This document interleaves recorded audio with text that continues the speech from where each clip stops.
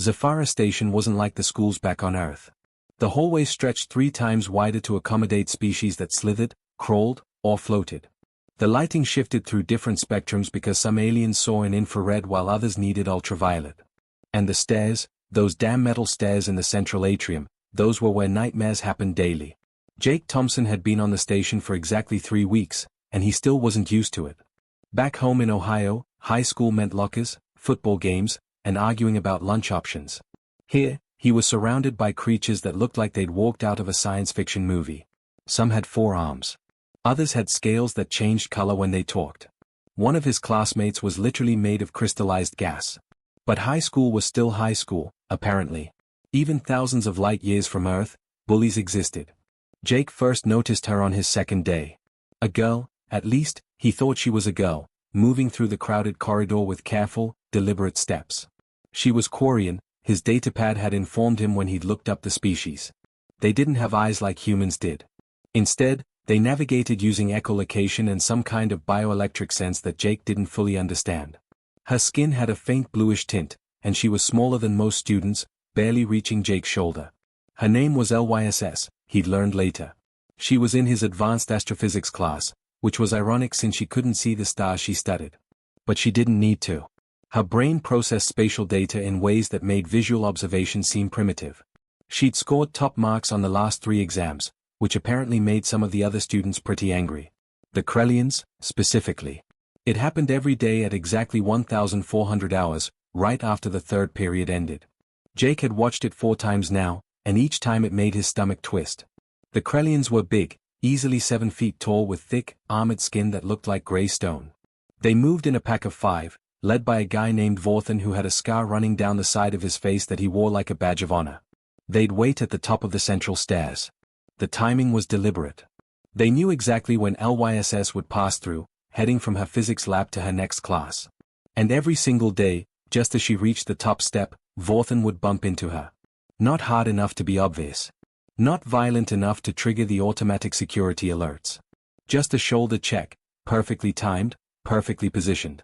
And because LYSS couldn't see it coming, because her echolocation gave her position data but not intent, she never had time to brace herself. The falls were brutal. Metal stairs weren't kind to anyone, but they were especially cruel to Quarians.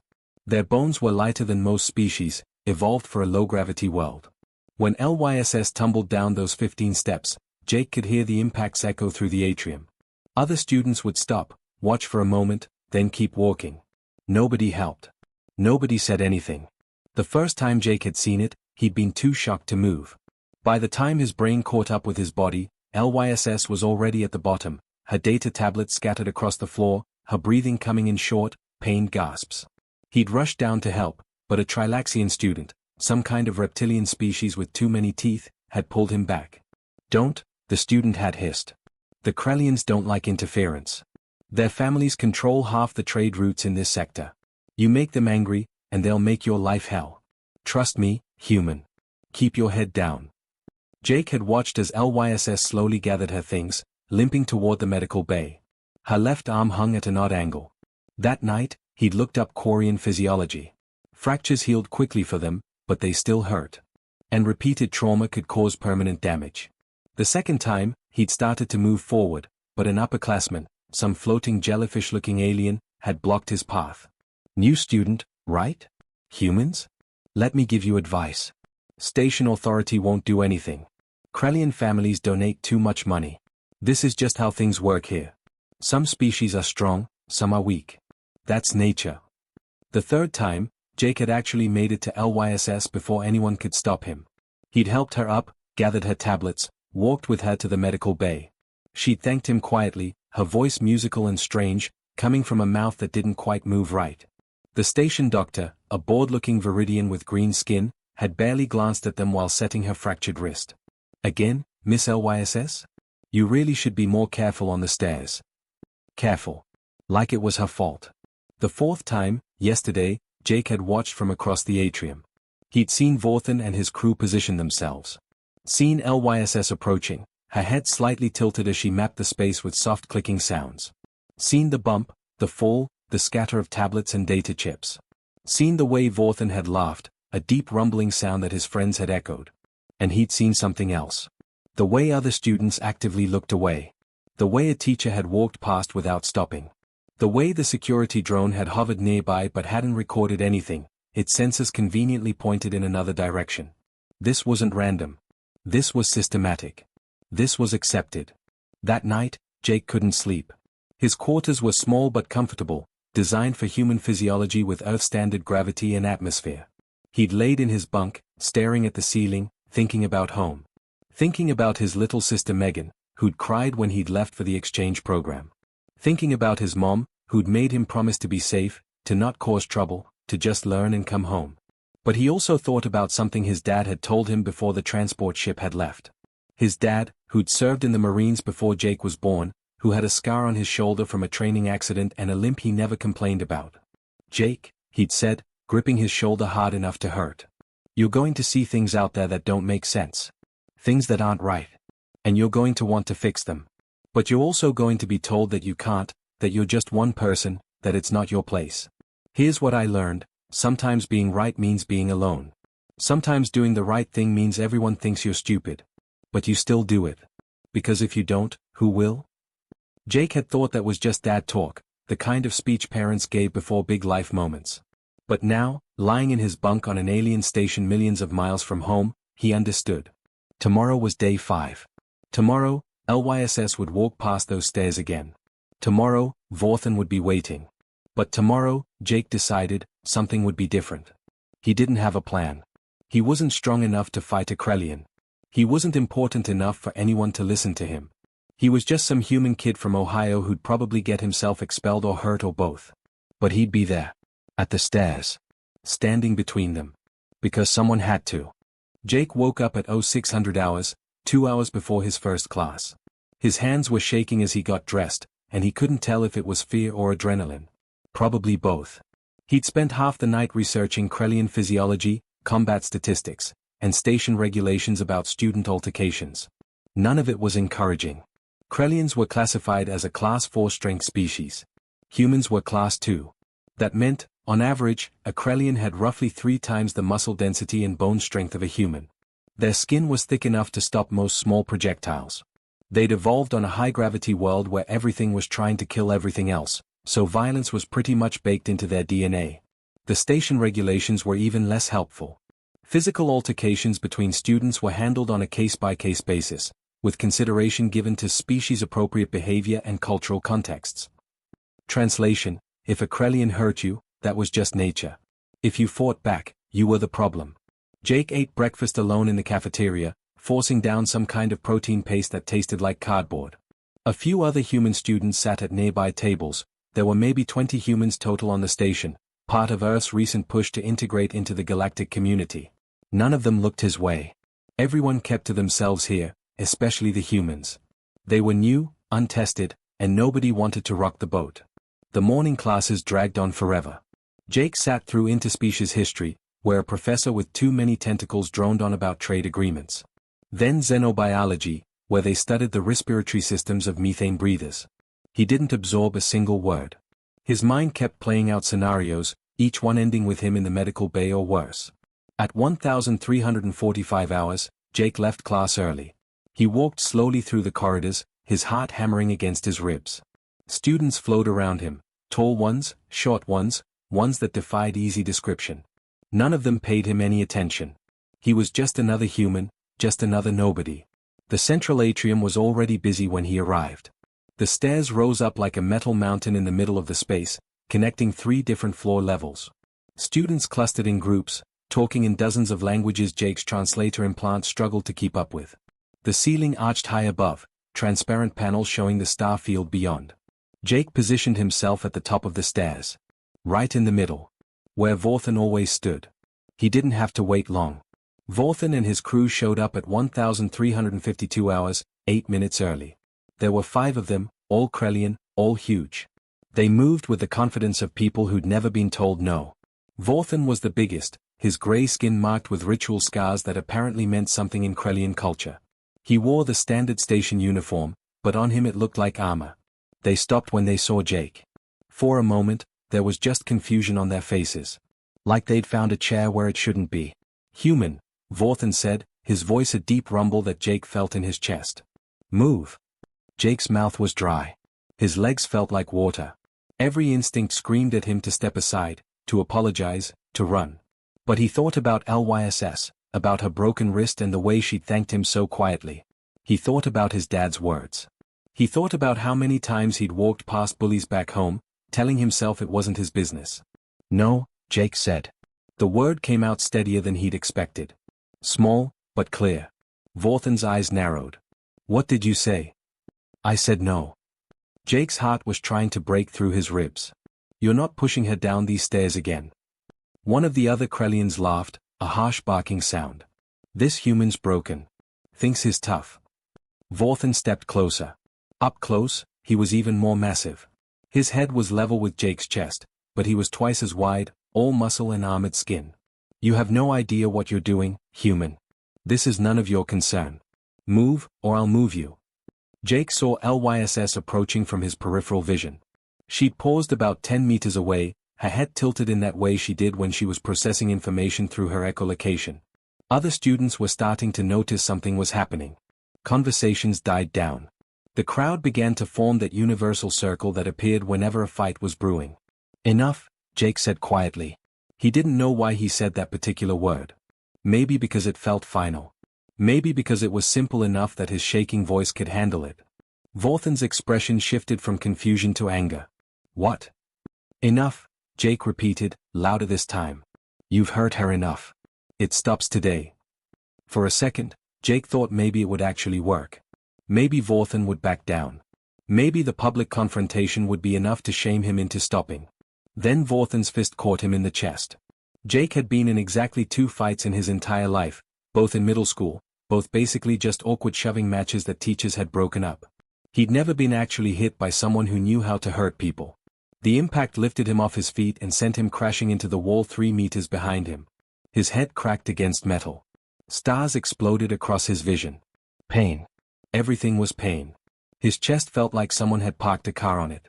Broken ribs, probably. His translator implant was squealing in his ear, damaged by the impact. Through the ringing in his head, he could hear Vorthan saying something, but the words were garbled. Students were watching now. Dozens of them, forming a wide circle. Jake could see their faces, some shocked, some amused, most just curious. Like watching an experiment. What happens when you put a human against a Krellian?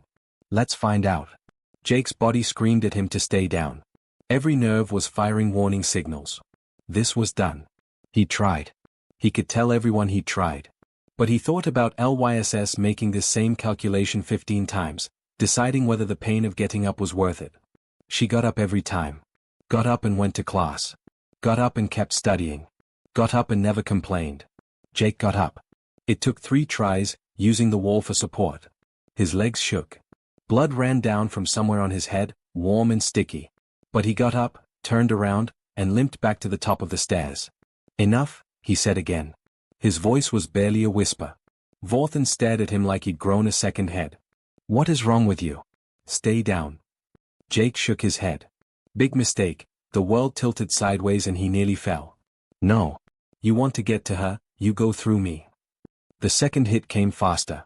Jake didn't see it, just felt his legs swept out from under him. He hit the stairs this time, metal edges digging into his back. The impact drove the air from his lungs. He rolled down 3 steps before stopping. Get up. He got up. The third time, Vorthan hesitated. Human, this is insane. I don't want to kill you, but you need to. Enough, Jake interrupted. He could barely see through the blood and swelling. His left arm wasn't working right. But he was standing. I'm not moving. Something changed in the crowd. The murmurs grew louder. Jake heard his translator catching fragments. Won't stay down, what's wrong with it, species is crazy. Vorthan looked around, suddenly aware of how many people were watching. This wasn't how it was supposed to go. Victims stayed down. That was the rule. That was nature. Station security finally arrived, their blue uniforms cutting through the crowd. 2 of them, both Viridian with green skin and too many fingers. They took in the scene quickly, Jake bleeding and swaying, Vorthan standing over him, the crowd watching intently. What's happening here? The first security officer demanded. This human attacked me, Vorthan said smoothly. I was defending myself. The lie was so casual, so practiced. Jake tried to speak, but his mouth wasn't working right. Everything hurt. His vision was going gray at the edges. Then LYSS stepped forward. That's not true, she said, her musical voice cutting through the noise. The human was defending me. Vorthan has been assaulting me daily for months. Today, Jake Thompson stood up to him. Other voices joined hers. Students Jake had never spoken to, species he didn't even recognize, all contradicting Vorthan's version. The crowd had recorded everything on their personal devices. The evidence was overwhelming. The security officers looked at each other. This was complicated. This was going to require reports and interviews and administrative decisions. But they couldn't ignore it now. All students involved, come with us, the first officer said. As they led Jake away, he caught LYSS's eyes, except she didn't have eyes, not really, but he felt her attention on him. She made a gesture with her hand that his damaged translator couldn't interpret, but he understood anyway. Thank you. Jake passed out in the medical bay, but before the darkness took him, he felt something unfamiliar. It took him a moment to identify it. Pride. He'd stood up. He'd said enough. And maybe, just maybe, things would be different now. Jake woke up in the medical bay with his entire body wrapped in what looked like glowing bandages. The Viridian doctor, a different one from the bored guy who'd treated LYSS, was running a scanner over his chest and muttering to herself in a language his translator couldn't quite catch. Ah, you're awake, she said when she noticed his eyes open. 3 broken ribs, a fractured wrist, severe bruising across 70% of your torso, and a concussion.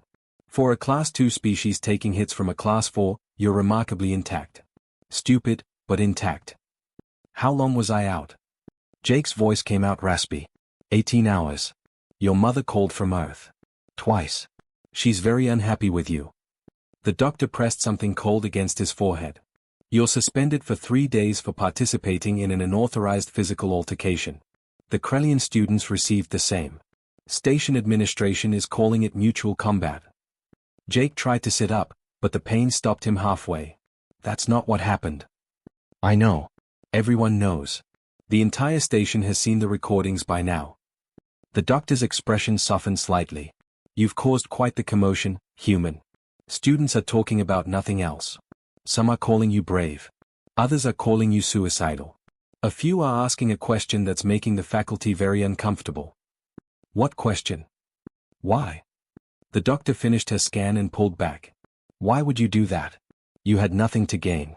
You barely knew the Quarian girl. You're not even the same species. The logical choice was to ignore the situation, as everyone else did. Yet you chose differently. The station wants to understand why. Jake didn't have a good answer. He just shrugged, which hurt more than he'd expected. Over the next 3 days, Jake discovered that being suspended on an alien space station was very different from being suspended back home. He couldn't leave his quarters except for meals and medical checkups, but his communicator wouldn't stop buzzing. Messages from other students, some supportive, most just curious. A few were threatening, probably from Krellian sympathizers. But the most surprising message came from LYSS. Can we talk? It read. I'll come to you. The medical bay cleared me for walking. She showed up at his quarters an hour later. Up close, without the chaos of the atrium, Jake could really see her features. Her skin had that blue tint he'd noticed before, but it shifted slightly in the light, like oil on water. She didn't have hair. Instead, small ridges ran across her scalp in patterns that probably meant something. Her ears were larger than human ones, cupped forward to catch sound. Your species is confusing, she said without preamble, settling onto the chair across from his bunk. I've spent the last day researching humanity, trying to understand what you did. The data doesn't make sense.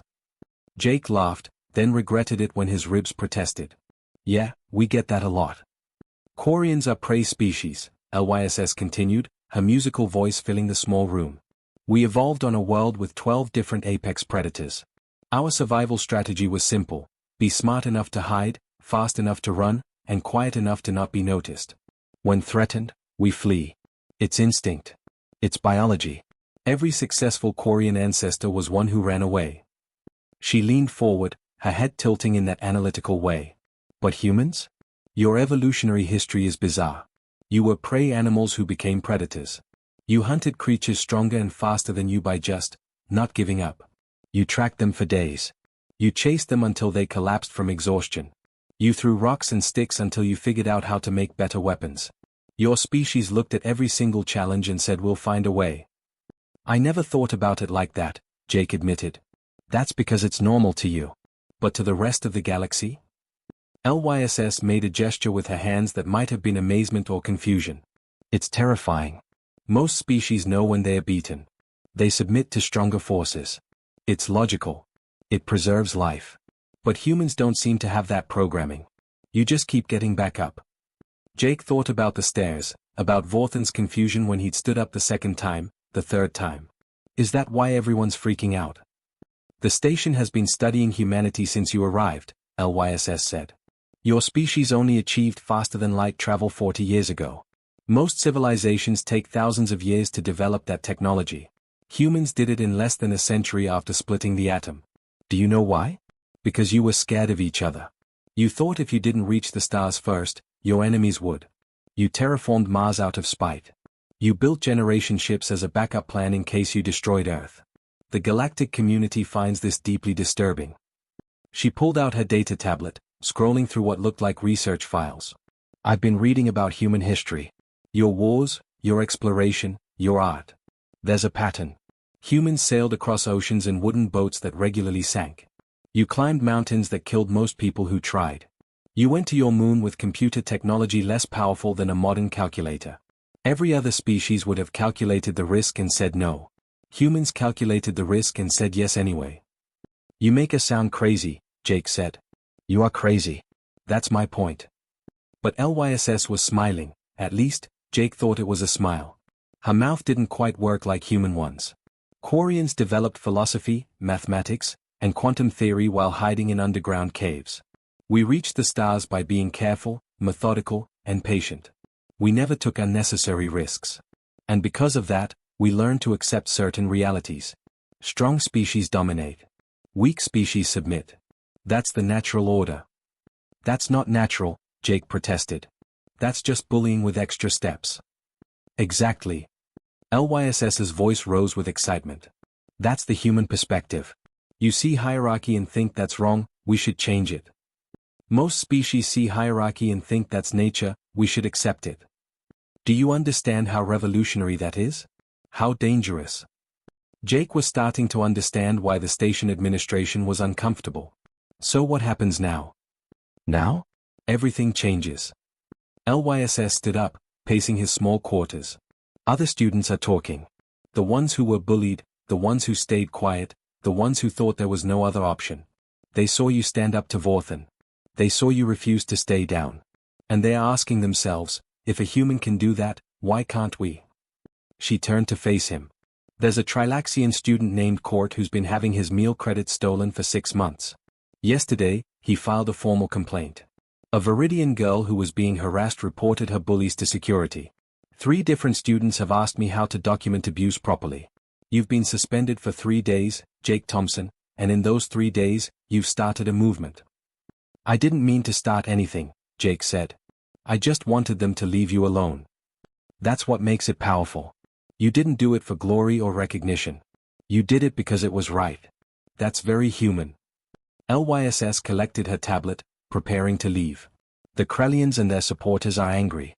They think you've disrupted the natural order. They're going to push back. Let them, Jake said, surprised by his own confidence. I'm not backing down. I know. That's what worries me.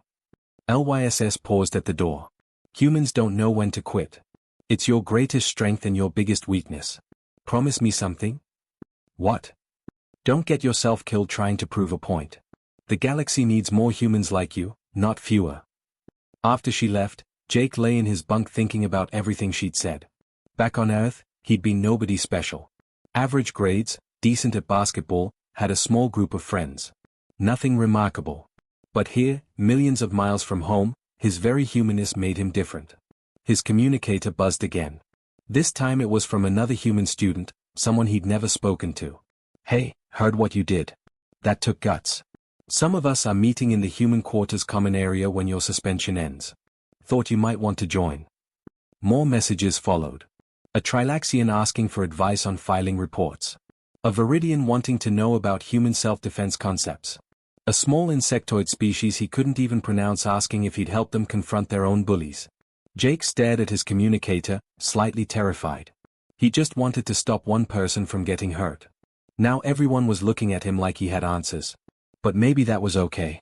Maybe he didn't need all the answers. Maybe he just needed to keep doing what felt right and hope that was enough. His dad had been right. Sometimes being right meant being alone. But looking at the messages filling his screen, Jake realized he wasn't alone anymore. Not even close. The human question wasn't why Jake had stood up. The real question was, now that he had, what would everyone else do? The station was about to find out. Jake's suspension ended on a Tuesday morning, and he walked into the cafeteria to find 12 human students waiting for him at a corner table. He recognized a few faces from passing in hallways, but he'd never actually talked to most of them. Humans on Zafara Station mostly kept their heads down, trying not to draw attention. Jake Thompson, said a tall girl with red hair pulled back in a ponytail. I'm Kelly Brennan, second-year engineering. We need to talk. Jake sat down slowly, his ribs still aching despite the advanced medical treatment. About what? About the fact that you just painted a target on every human's back, said another student, a stocky guy with dark skin and worried eyes. I'm Derek Williams. Look, what you did for that Quarian girl was noble or whatever, but the Krellians don't forget. They're going to come after you, and when they do, they're going to come after all of us. Derek's right, Kelly said, but her tone was less accusatory. The thing is, we've been talking. Some of us think maybe that's not a bad thing. Maybe it's time we stopped pretending to be invisible. A younger student, couldn't have been more than 15, spoke up. I'm Brian Foster. I've been on this station for 4 months, and I've been robbed 3 times. They take my meal credits, my study materials, sometimes just my stuff because they can. I reported it once. Security told me to be more careful with my belongings. Like it was my fault. Similar stories went around the table. Harassment in hallways. Accidents during lab work that destroyed projects worth months of effort. Social exclusion from study groups. The quiet, constant pressure of being at the bottom of the station's social hierarchy. Earth sent us here to learn, Kelly said. To prove humans could integrate into galactic society. But what we're learning is that the galaxy runs on power, and humans don't have any. We're too new, too weak, too insignificant. So everyone walks over us, and we're supposed to smile and take it because we're representing our planet. So what changed? Jake asked. You did. This came from a quiet girl at the end of the table. I'm Rachel Kim. I watched what happened on the stairs. I watched you get back up. And I realized something. We've been playing by their rules, trying to fit into their hierarchy. But humans don't work like that. We never have. Kelly pulled out her tablet, showing Jake a document they'd been working on. We've been researching human military history. Not the weapons or the battles, but the tactics. How humans fought when we were outmatched. And we found a pattern.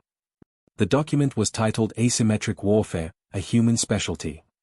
Humans almost never win by being stronger, Derek explained, his earlier hostility replaced with growing excitement. We win by being smarter, more adaptable, and more stubborn. We use terrain. We coordinate. We document everything and use their own rules against them. We don't fight fair, we fight to win. You want to start a war? Jake asked, alarmed. No, Kelly said firmly. We want to stop being victims. There's a difference. Look, the Krellians and their allies control this station through intimidation. They break rules constantly, but nobody challenges them because their families have money and influence. But they're not actually breaking station laws, they're exploiting the fact that nobody enforces them. Rachel leaned forward. What if we did?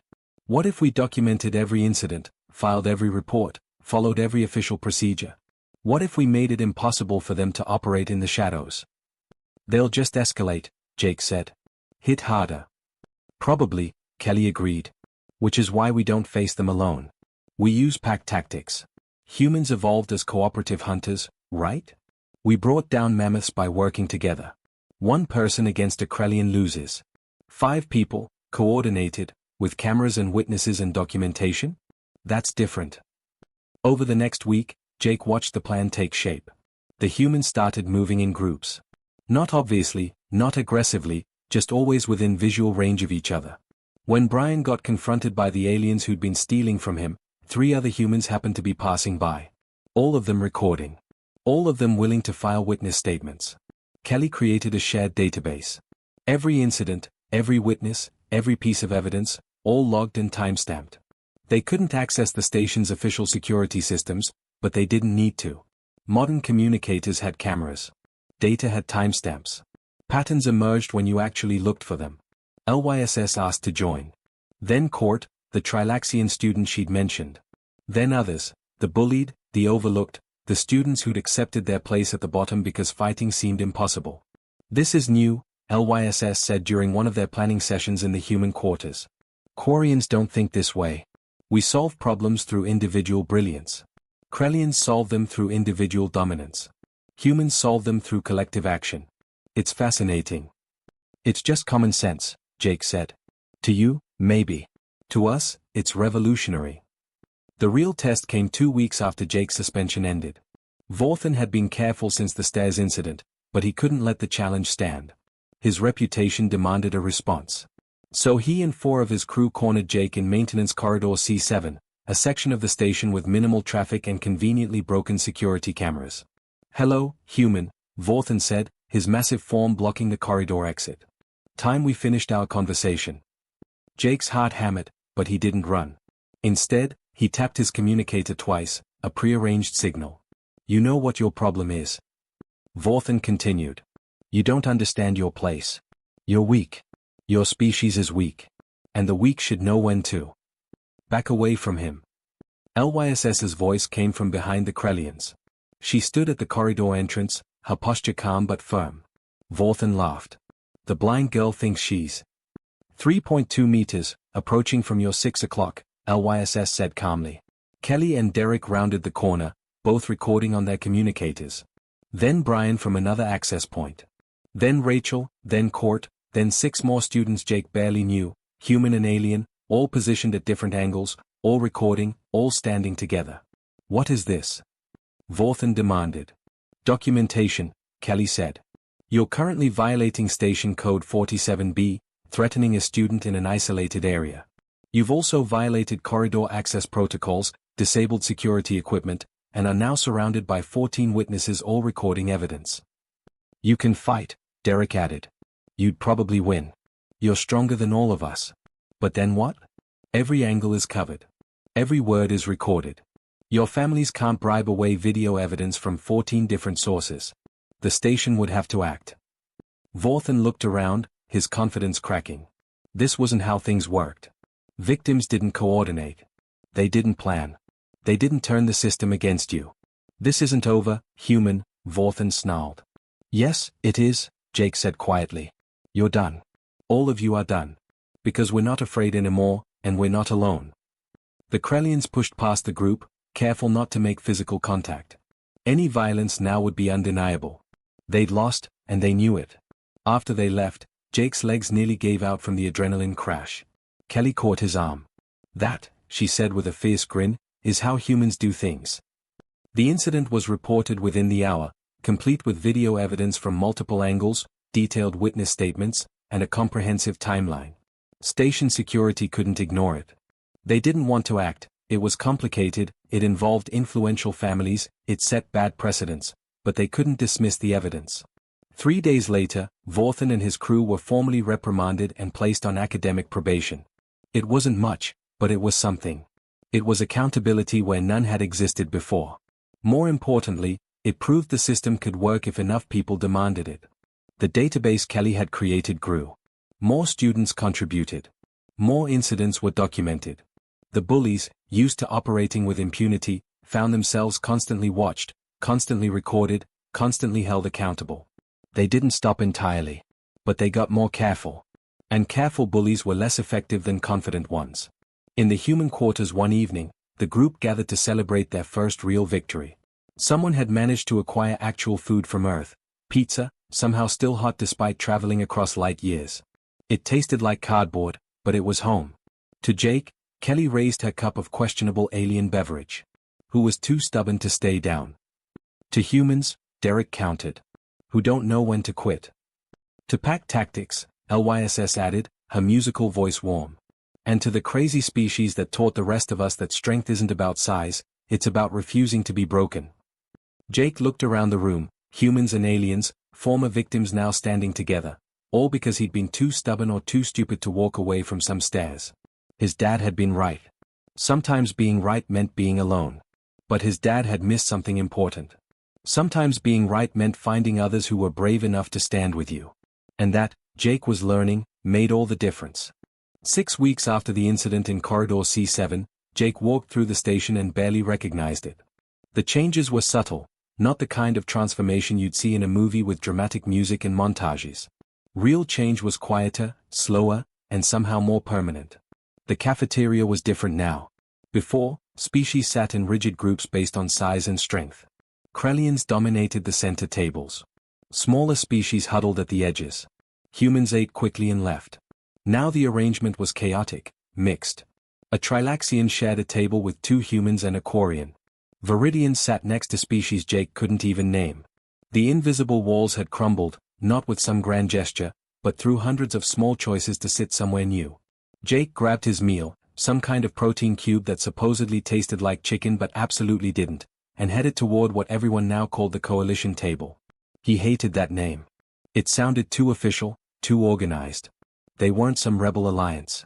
They were just students who decided to look out for each other. LYSS was already there, her tablet displaying complex astrophysics equations that made Jake's head hurt just looking at them. Kelly sat across from her, arguing about engineering specifications with Court, whose translator made his clicking language sound vaguely German. Brian was showing Derek something on his communicator, both of them laughing. Jake. Rachel waved him over. You need to see this. She pulled up a document on her tablet, a proposal to the station administration. It was formally written, citing specific regulations and precedents, requesting the establishment of a peer mediation program.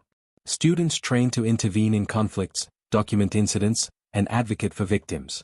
I didn't write this, Rachel said. A group of third-year students did. Different species, most of them we've never even talked to. They cited what we did as inspiration.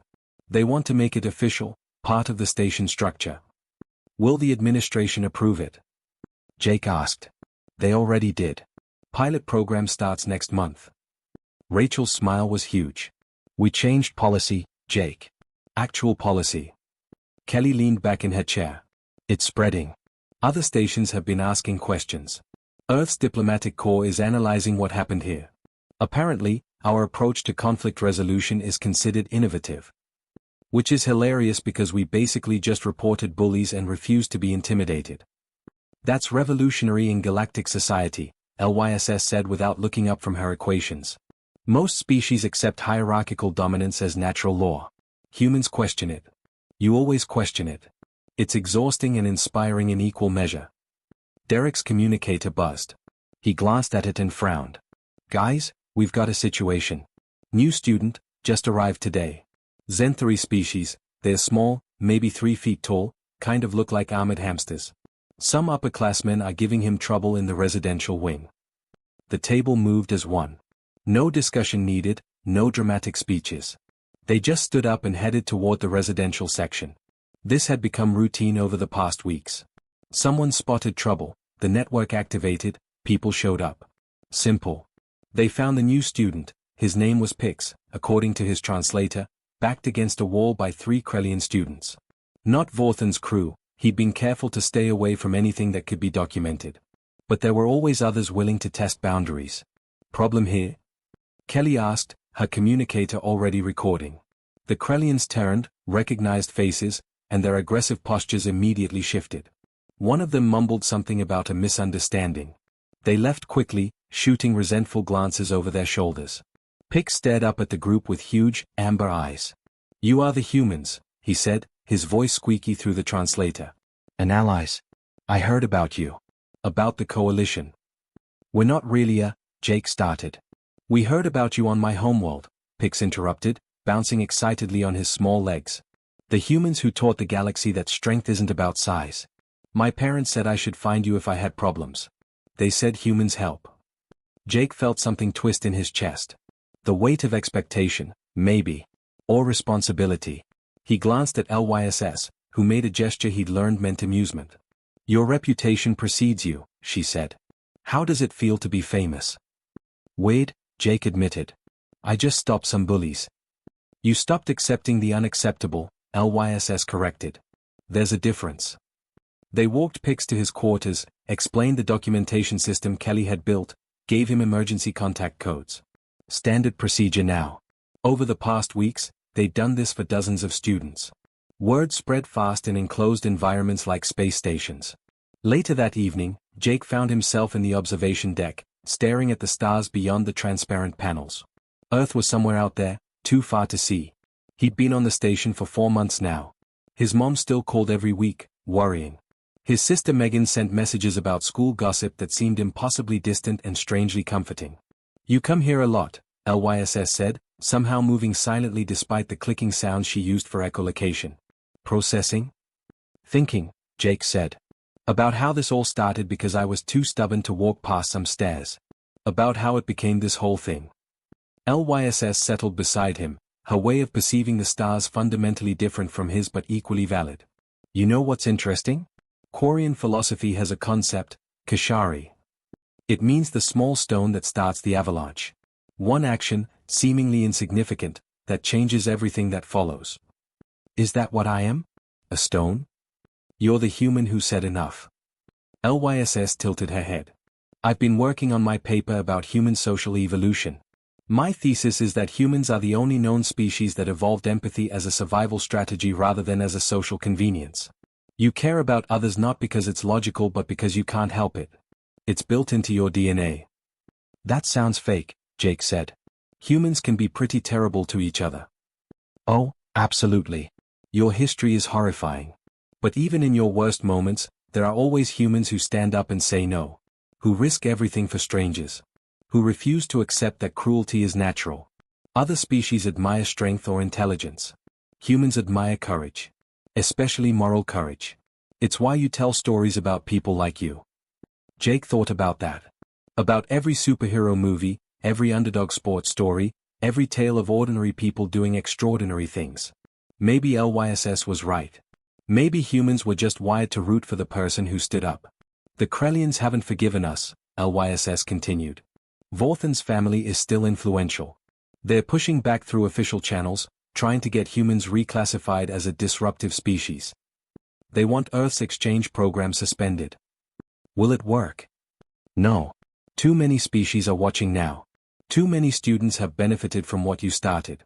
The galactic community is having conversations it hasn't had in centuries. About power dynamics, about systemic oppression, about whether might actually makes right. LYSS made a sound that might have been laughter. Humans have been in space for 40 years and you're already causing problems. It's wonderful. Jake's communicator buzzed. Message from his dad back on Earth. Heard about what you've been up to. Your mother's having a heart attack, but I'm proud of you, son. Keep standing up. Another message, this one from Brian. More students asking about the coalition. We might need to actually organize this thing properly. Thoughts? Another from Kelly.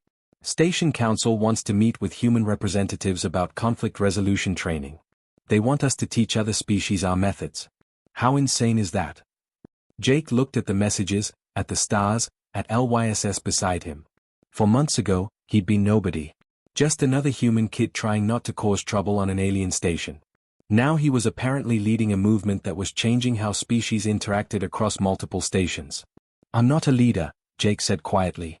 No, LYSS agreed. You're just someone who did the right thing when everyone else walked away. But sometimes that's what leadership is. Not grand speeches or brilliant strategies. Just standing up when it matters and hoping others will stand with you. They did, though. Stand with me. Because you stood first. That's the difference. Quarians wait for consensus. Krellians follow the strongest. Humans? You follow the person brave enough to take the first step, even if it's terrifying, even if they have no plan, even if they're just a stubborn kid from Ohio who couldn't walk past a girl being hurt. The observation deck door opened. Derek stuck his head in. Hey, we're having a movie night.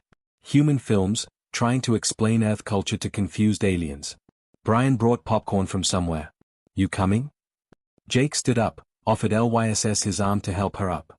She didn't need it, her spatial sense was better than his vision, but she accepted the gesture anyway. Walking back through the station corridors, Jake passed the central stairs.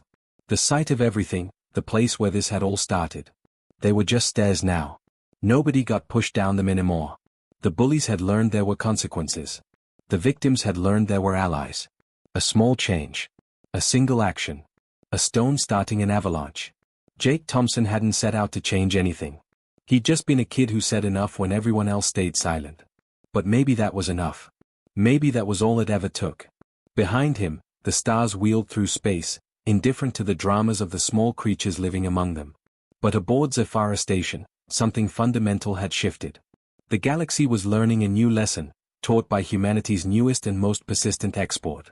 Sometimes the strongest thing you can do is simply refuse to accept that wrong is right. Sometimes enough is enough.